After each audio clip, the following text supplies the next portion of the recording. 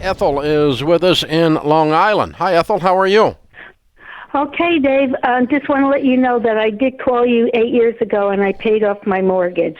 So way to go! I did, because I had a little bit of an inheritance, and I paid it. But I'm still in my house.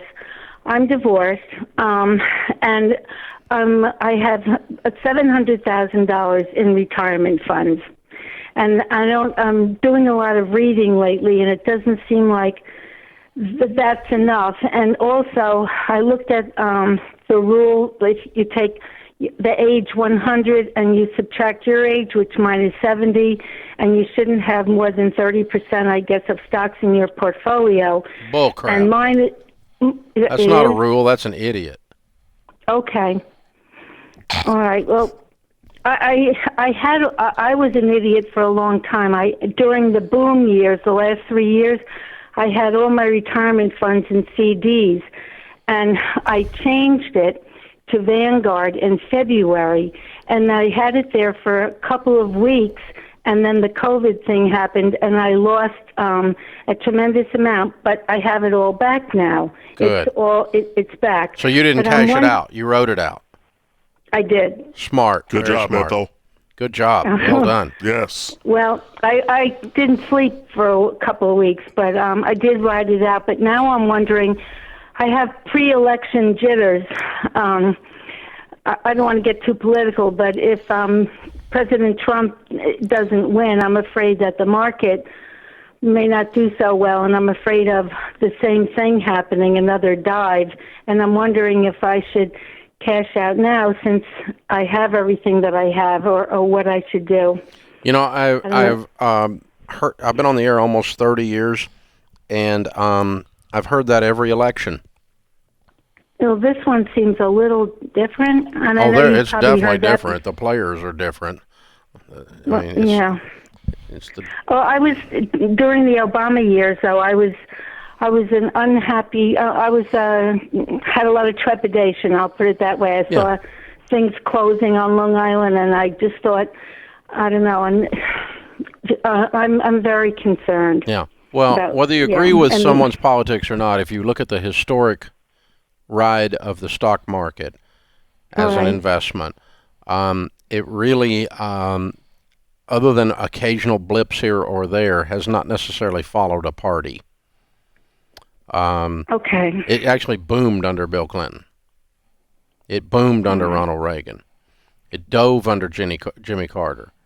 So I mean, they can do things to screw it up, but they really have to work at it to screw it up, because this economy is just more robust than who's in the White House.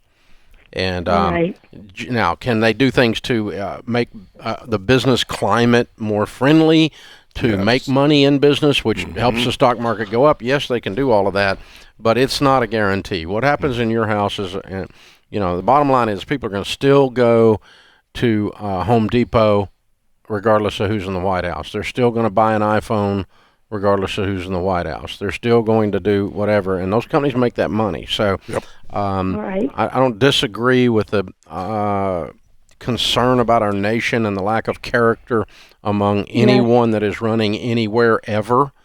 But I don't disagree with you on that. But I wouldn't freak out about that. Now, if you want to be a little bit more conservative in your portfolio, that's fine. But no, I would not have 30% in mutual fund. You're healthy and vital at 70. There's a strong chance statistically you're going to live to 90. And my father he died and he was 92. There we go. So. All right. So the thing is, you got 20 some odd years, 30 years that you're going to ride the market. And so this idea, and even after that, your heirs will. And so it's I think you're fine. And when I am your age, I will be 100% invested in the market. In terms of the mutual fund purchases, I won't be sitting in cash and bonds and this other crap. that these people put out Well, there. Dave, and that's why it's really important to have that SmartVestor Pro in your corner that you can have a conversation with, talk about these things in a rational way or an irrational way. Either way, you get an opportunity to get some wisdom injected into whatever your politics might be. You know, it's a good point, because you got $700,000 like she's got. You're sitting down with your SmartVestor Pro, and they can walk you through the trend line of exactly what I'm talking about. Where you say, okay, you remember when you thought Bill Clinton was going to bring it into the universe? You remember when you thought Ronald Reagan was going to bring in, whichever your politics, you can, and you can look at it, and the trend lines just don't follow your fears. No, it really doesn't. And your investing will follow your intention. And so you want to have a plan. But it's good to have the conversation and to be able to see it. But, for goodness sakes, do not eject out of the market. It's unnecessary, and it's costly financially, to be honest. Well, the news, cable news, you just cannot use that as your investment advisor. No.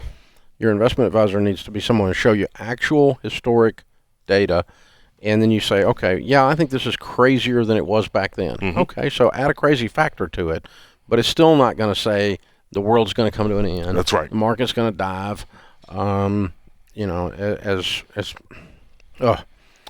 Open phones. I can't even think about what to say. It's just, it's horrible what could happen in society. Yes. But the truth has been, over the 30 years I've done this, and even when you look back further than that in the trend lines, the truth has been that what happens in your house is 90-something% of the equation, not what happens in the White House. That's right. And so quit trying to elect someone to fix your life, or being afraid that someone's going to destroy your life that's going to be affected. They just don't have the power unless you give it to them. That's right. That's exactly right.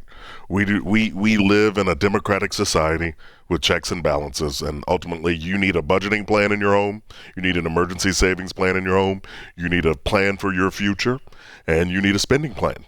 And those things are very realistic, and those are things that we can control.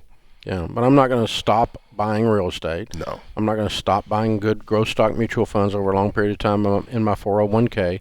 I'll turn 60 here shortly, and so I'm going to continue to do that. I'm not going to stop doing the things that got me here. That's right. Because of who goes into the White House. That's right. I agree. It may or may not do better, or it may or may not do worse, but it's not going to substantially change. Sidelining yourself and going into CDs costs you a lot more than those guys being elected could cost you. Yes. That's what Great it comes point. down to.